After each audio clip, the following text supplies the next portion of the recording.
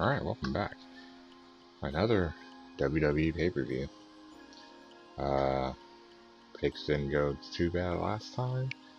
This one, though, was pretty awesome because NXT tends to have short pay-per-views. Thank you. So, quick and to the point, long, and the thing I like about it is, compared to WWE, shorter in terms of match card, but more time given in terms of match length in order for storytelling. So I'm actually pretty excited for NXT TakeOver 31. The NXT TakeOvers have really failed to disappoint, and I expect it to be pretty much the same. Well, I'll be at work, so I won't be able to watch it live, but I will definitely be watching as my phone's charged today. So I'll start on my break and watch all the way through. Again, do not spoil in chat. I can't emphasize that enough. Clearly I'm playing a game. If you can see that I'm playing a game, more than likely I'm not watching a pay-per-view. I would like to be able to enjoy watching it blind. I will, I know with the last one, Clash of Champions, I did watch, or I did actually see some of the stuff that happened. That will not be the case with TakeOver. TakeOver, I will wait to watch. So, yeah. What do we have in store for this one? Let's see. Makes it easy because we only have 5 matches, so this video should be relatively short. We have 4 title matches, 1 non-title match, and that non-title match I think leads to a future title match, and I'll explain why. We have, starting with that, Kushida against Velveteen Dream. I feel like the way things have been going,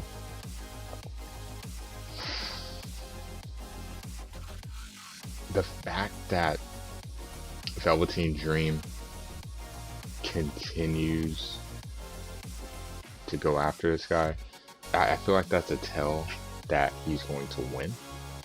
And I think for Kushida, while he may not be looking at either of the big titles in terms of the North American title or the NXT Championship, I think this is a perfect segue to kind of push him towards the Cruiserweight title, which probably plays a part in my predictions for the next match I'll be talking about. Obviously, Velveteen Dream is kind of on shaky ground. I think we get that, even though he's on the pay-per-view, and I'm sure you'll have people complaining about that. I do expect it to be a good match, but I feel like this is a good opportunity for Kushida to go over Velveteen and propel him into the Cruiserweight title picture. That said, Kushida gets to win. And we'll just jump into the Cruiserweight title picture championship next, so that's going to be kind of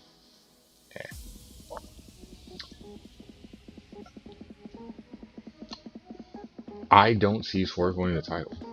I really don't. And I think that's part of the reason why I see Kushida going over, because I think you can put the title on Kushida. I think Swerve is going to have a really good match. I almost want to say it's going to be because we don't have a tag match. Usually they open the show with a tag match. I think that this is a good match to open the show with, get the energy up.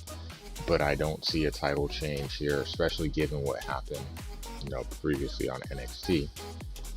I don't see a title change here. I think this is kind of cementing Santos a little bit more, so that the match between him and Kushida, if they go in that direction, I think that will be really helpful for them in terms of helping to build status. Kushida still has status, don't get me wrong, but I just feel like both of them going into a feud with wins makes it strong. Then we have this next pair of matches, and I say pair because I feel like it's all or nothing. The Johnny Gargano win. I would have wore the shirt, but I wore it yesterday. All heart, no soul. Him and Candice, husband and wife, getting title shots.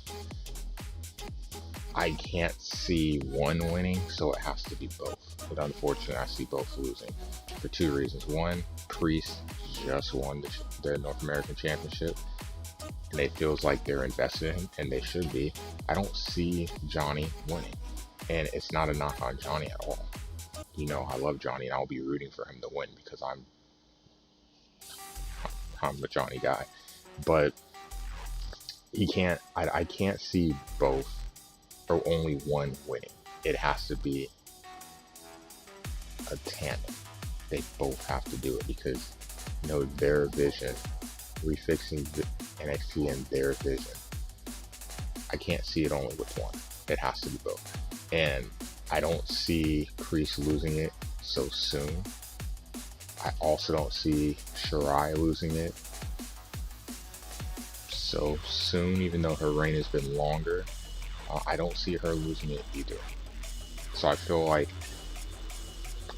I'll put it this way, had Johnny not had a title match and it was just Candice, I may hesitate to pick, and I might actually I could see Candice winning. But because both do, I feel like it has to be a package deal. I just can't see both doing it. Though I think it would be very interesting if they both did win. So I can tell you, I'm picking them both to lose. I never picked Johnny to lose. But I think it's hard to pick him to win, even though I'll be rooting for him. But if one wins initially, I'm almost like I'm 99% sure that the other one's going to win. Say both lose. Sorry. And then the last one, the championship match. That's going to be short videos, only 5 matches, really helps. Finn Balor against Kyle O'Reilly. Let's talk about Kyle for a sec. I've been a big fan of his. I've loved him since he's been in the Undisputed Era and before, because I've seen his work before. But it's really cool to see him get a singles title match, because you're just so used to seeing him in the tag title picture, and then Fish, and then Strong. It's really awesome to see him get this opportunity for the biggest singles title that you have in the brand. And then you have Finn Balor coming in, freshly minted. There's a lot of ways that they can go with this, so I'm just going to be outright and upfront. I expect Balor to win. He just got the title. I don't see why they would take it off of him this quick. So that's one. Now there's a couple other things here that I want to bring up. The Undisputed Era. This is a perfect time to possibly create tension. Adam Cole. He's the leader. He's the one that's always getting. Could you imagine? Just picture this. Imagine Kyle O'Reilly being the NXT champ. And he's not the leader of the group. Interesting. Very interesting. I don't see it happening, but you could plant seeds. There's a lot of, I said, you could, Undisputed Era interference. Maybe Cole accidentally cost him the title.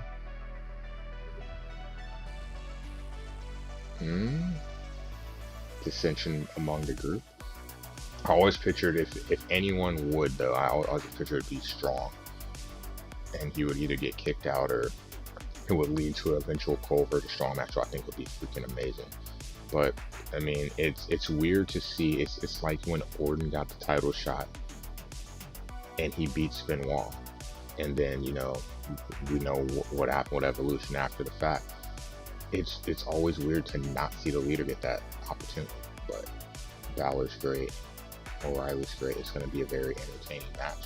A little bit of a different vibe. Him getting that spotlight on him, I think will be good, not just for him. It'll be good in terms of the NXT Championship. I think it's going to be a great match, the best match on the card. And I also think going forward with Kyle, depending on where he goes, I'm sure he'll be in the tag picture. But this is a good opportunity for him to showcase and maybe look at down the road getting a singles push. So to recap, pretty simple. No title changes. A really boring take on my part, but I think that this is what happens. Priest retains. Shirai retains. Santos retains. Kushida beats Velveteen Dream. And then in your main event, Balor retains the NXT Championship. Do you differ? Do you think someone else has an opportunity to win? Please don't say Johnny, because then I'm going to feel bad if Johnny wins. And I actually am on record for saying he loses. I'll be watching. I know you'll be watching. But thanks for checking out the predictions. And we'll talk about them on Monday. Have a good day. Enjoy your football. I'll catch you later.